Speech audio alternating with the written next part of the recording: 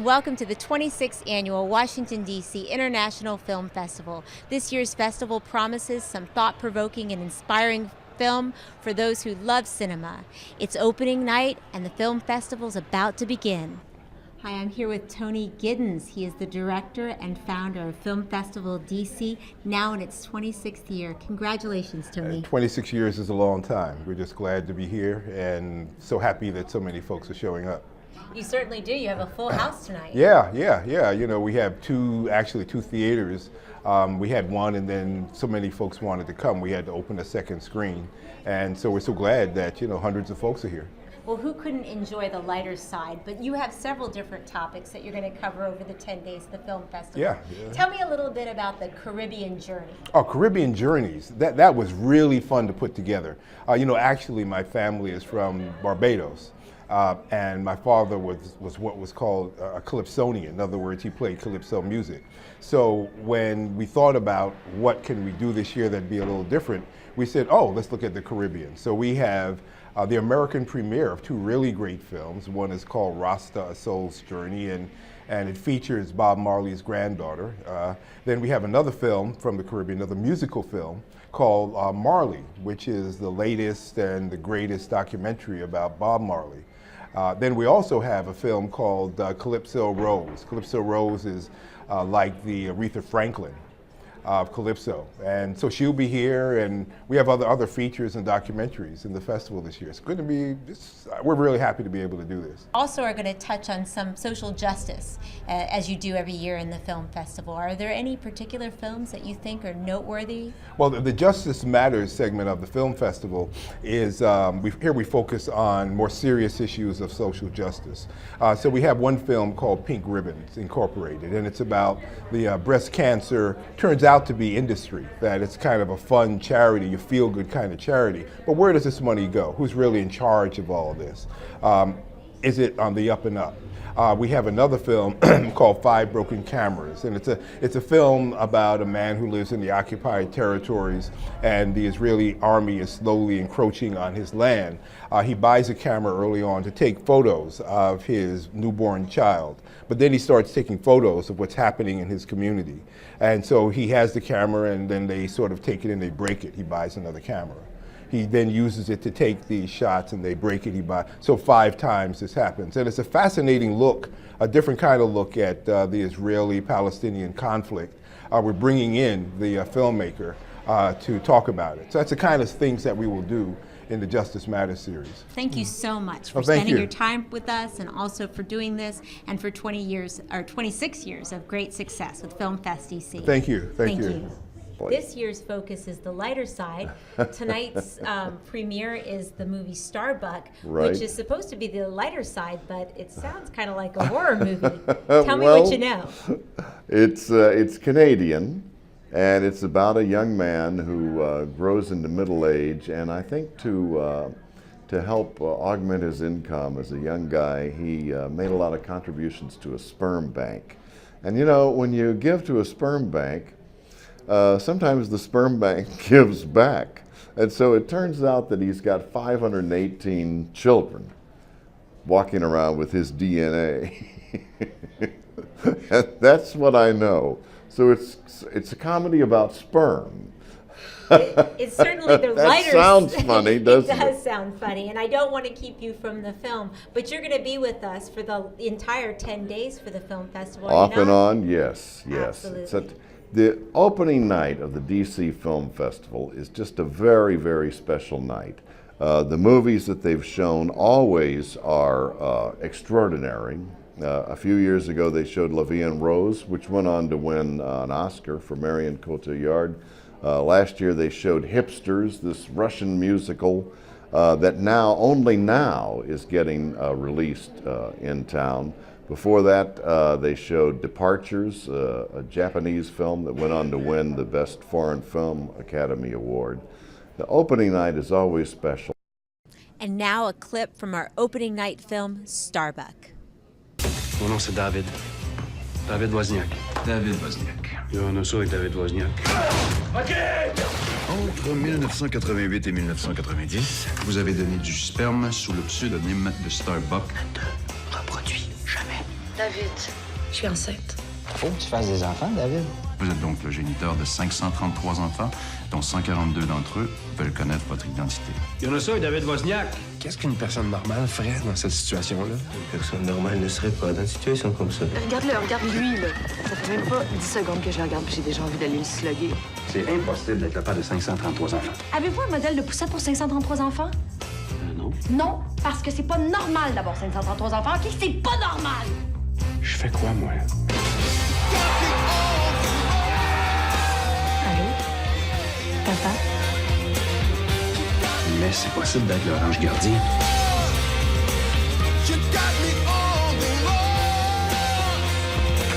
Regarde où tu marches.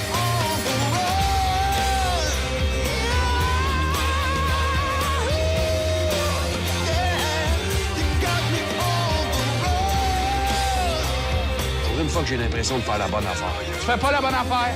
Va plus voir tes enfants!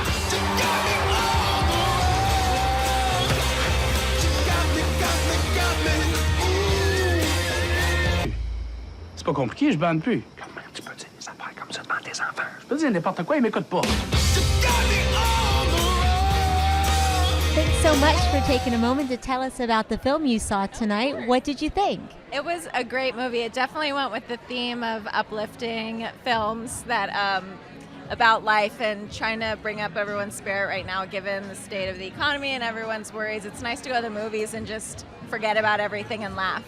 I think it's a good idea in Washington at this particular time in the middle of a campaign to have comedies front and center. It's great. People need to laugh, and we laughed a lot tonight. Tell us what you thought of tonight's movie.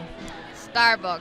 I thought it was very creative, the story that they were trying to tell, the message that they were trying to get across, with this man thinking that he was doing such a selfish gesture by donating to a sperm bank, actually contributing to so many lives, you know, and then in turn taking responsibility for it, under the quiet at first, but then presenting his face. So it was a very interesting story because a lot of times we want to do good deeds for people and we just don't know how to do it.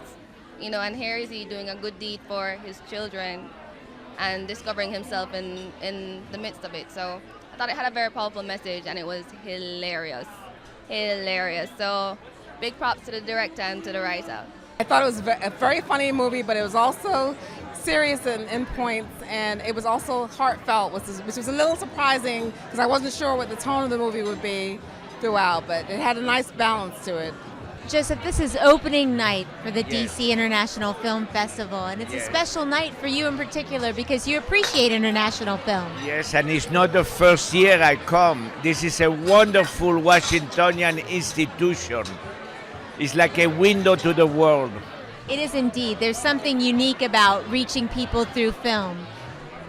You are absolutely right. It's always different cultures. I love it. It's always a different experience. I'm here with Philippe Falardeau, the director and screenwriter for Monsieur Lazhar. Welcome to our nation's capital. Thank you so much.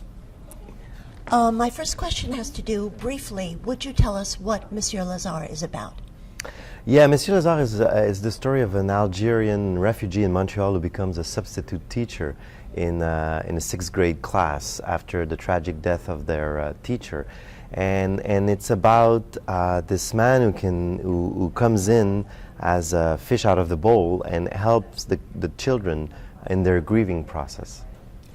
One of the things that we have noticed is that your treatment of immigrants in Canada, or immigration, the issue, is very, very sensitive. How do you relate to immigration? What do you know about it? Well, when I was younger, like 20 years ago, I went around the world making short films. For 6 months, I shot 20 short films in 20 different countries. And at that time, I was the immigrant. I was the one who was a little bit out of place, trying to figure out the society I was stepping into. So when I came back home, I always had a special interest for the immigration experience, and therefore, I had been looking as a filmmaker to tackle the subject of immigrants. But every time I had an idea, it was too didactic for my taste. 5 years ago, I saw a play, a one-man play called Monsieur Lazhar, and the main character touched me.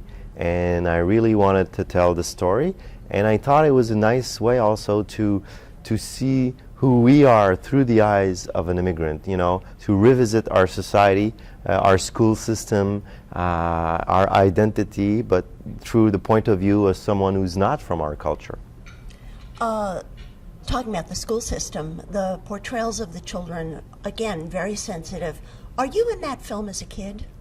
Yes, I am actually, because I don't have any kids, so I had to tap into my own memory of who I was as a kid. Of course, the events that happened in the film didn't happen to me, but I wanted, when I was young, to be not treated like an adult, but I didn't want the adults to dismiss me because I was a kid and because around subjects they thought were too serious for me.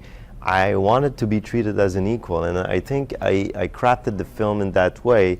Monsieur Lazhar, the main character, treats the children as equal, and the children are quite mature, especially the young girl's character. She's mature.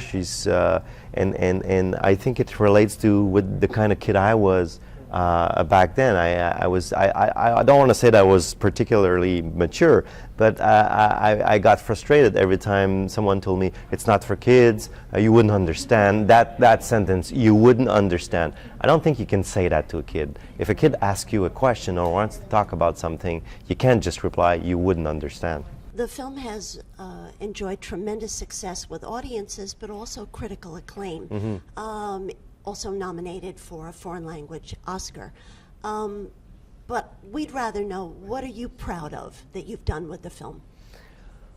What I'm proud of is I've made an intimate film that I thought is something sincere. It's a sincere film. I didn't try to impress anyone with the film. And I'm also proud that if you look at my 4 films, because this is my 4th feature, they're very different, formally and subject-wise. So I'm not trying to repeat myself, to repeat a past success. I'm really trying to explore different things. So when you look at that film, of course, I'm proud that it's doing well, but I'm proud that I've tried different things in my life so far. I'm also proud of the fact that the teachers like it, because they could have said, no, it's not like that, we don't believe it, you know, it's their environment. Yeah. When I showed them the film for the first time, I thought I was going to a slaughterhouse. I was sure that I was going to get, you know, criticized for it. But no, they took the film under their wings and they made it their own, and they defended the film. Thank you so much for joining us. Thank you for having me. Thank you. OK, mais le remplaçant arrive quand? Je passe à travers mes listes. Il n'y a personne de disponible. Personne va entrer ici après ce qui est arrivé. Monsieur Lazhar, je viens pour le poste. C'est juste qu'il y a des procédures à suivre. J'ai enseigné pendant 19 ans dans une école primaire à Alger. Et moi, je suis disponible tout de suite. On va placer les pupitres en rangée bien droite.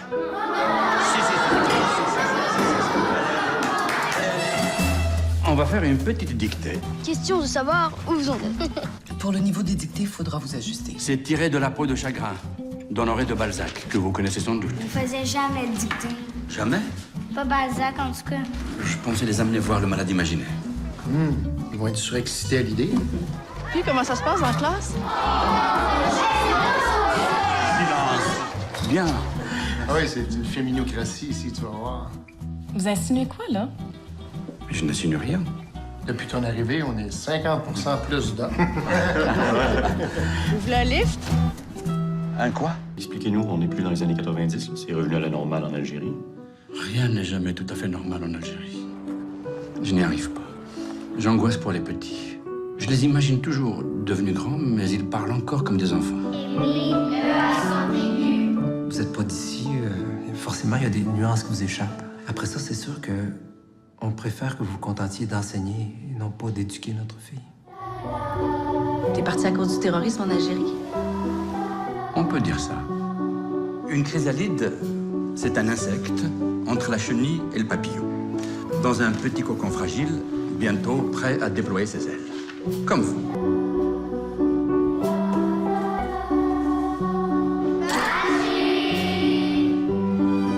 Hey, j'ai vu des photos d'Alger sur Internet. C'est blanc et bleu, hein? C'est pour ça qu'on appelle Alger la Blanche.